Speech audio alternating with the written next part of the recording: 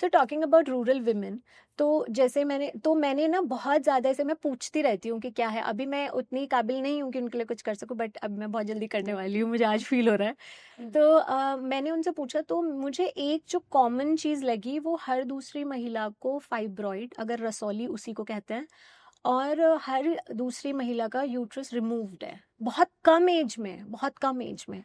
तो मैम, ये फाइब्रॉइड का क्या बेसिक रीजन है कि हर किसी को है, बहुत कॉमन है, और यूट्रस रिमूव्ड है? फाइब्रॉइड ना, जो यूट्रस की 3 लाइनिंग होती है।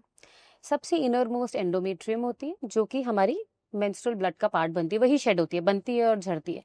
फिर एक मसल लेयर होती है, और फिर एक सिरोजल लेयर होती है, जो सबसे बाहर की परत होती है। तो जो बीच की मस्कुलर फाइब्रस मस्कुलर लेयर होती है, उसमें कई बार ट्यूमर्स बन जाते हैं।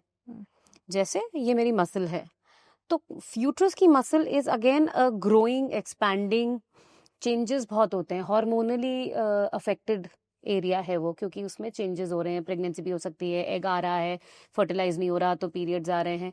तो कभी कभी उसके सेल्स में ईस्ट्रोजन की एक्सेस हो जाता है और छोटे छोटे ट्यूमर्स बन जाते हैं। Tumour can vary from something as small as 1 centimetre to as big as 10, 12, 15 centimetre, और उनकी जगह वेरी कर सकती है। इंट्रा कैविटी के अंदर है तो वो सब म्यूकोजल कहलाता है, कैविटी के अंदर है तो इंट्राम्यूरल कहलाता है, कैविटी के बाहर है तो सब सिरोजल कहलाता है। हाँ, और यूजुअली 90%, 99% ये ट्यूमर्स कैंसरस नहीं होते हैं।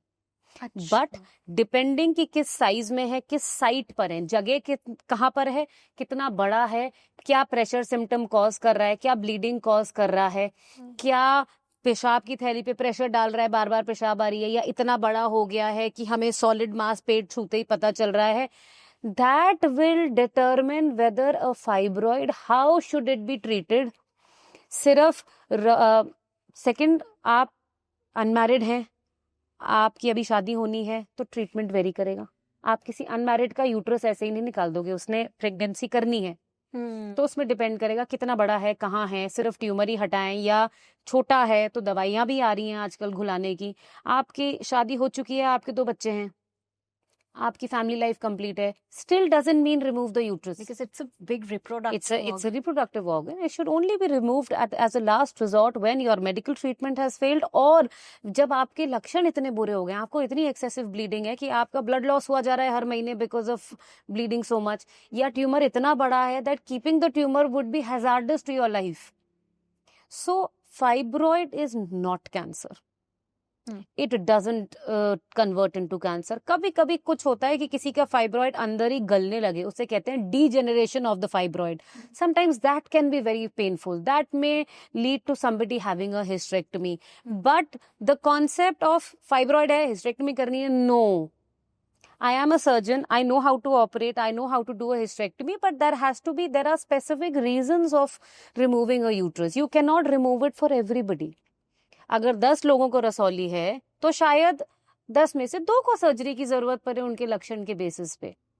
सो if you are detected with the fibroid, आपको ये जानना कितने हैं, मल्टीपल हैं, एक है, किस जगह है, कितना बड़ा है। यूजुअली 4-5 सेंटीमीटर से कम वाले बहुत परेशान नहीं करते हैं, but this is again an individual variation कि आप प्लीज डॉक्टर से मिलें, आप राय लें। आप एक से संतुष्ट नहीं है, आप दूसरे से मिल लें, आप मिलें, उसके बारे में चर्चा करें, जानें। और अब, पहले शायद 20-30 साल पहले कम ऑप्शंस थे, अब बहुत सारे आ गए। There are uterine artery embolisations, LARC, long acting reversible contraceptive, जो कि कॉन्ट्रासेप्टिव का काम भी करेगा, ट्रीटमेंट का भी काम करेगा, वो भी है। मायोमेक्टमी की सिर्फ ऐसे भी ऑपरेशन है, दूरबीन डाल के या पेट पे चीरा लगा के सिर्फ रसौली भी निकाली जा सकती है, यूट्रस को बचाया जा सकता है। But like I said, it is a very broad topic. The idea is fibroid है, ट्रीटमेंट अवेलेबल है, और सिर्फ हिस्टेरेक्टमी ही अकेला ट्रीटमेंट नहीं है, बहुत सारी मोडालिटीज आज की डेट में अवेलेबल है। प्लीज अपनी जानकारी एक स्पेशलिस्ट से लें। मैंने बहुत लोगों को ऐसे देखा है जिनका यूट्रस रिमूव्ड है, फिर क्योंकि गांव में होते हैं, तो उसके बाद भी फॉलो अप होना चाहिए। ऐसा नहीं है कि यूट्रस निकल गया तो आप गायनेकोलॉजिस्ट के पास जाओगे ही नहीं। नो, आपने एंटीबायोटिक्स खाई, आपको सिंपली एक बुखार हुआ, आपने एंटीबायोटिक खाई, आपको ठीक हो गया, आप दोबारा नहीं जाओगे, उसके बाद वो थोड़े दिन बाद फिर से होगा, हो फिर गया। आपको पता चलेगा टाइफाइड हो गया। पहले नहीं जाते ना यहाँ पे फॉलो नहीं जाना है, कल्चर। मेडिकल प्रोफेशनल से मिलने में झिझक नहीं होनी चाहिए।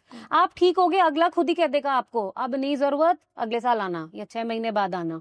ऐसा नहीं है that gynaecologist, there are so many people who come to me for a yearly visit and I tell them अगर सब कुछ ठीक होता है साल भर बाद मिलेंगे, अगर कुछ प्रॉब्लम होती है आप कभी भी आए, बिकॉज समटाइम्स पोस्ट मेनोपॉज में भी ब्रेस्ट की सोनोग्राफी, ब्रेस्ट कैंसर्स बहुत कॉमन है।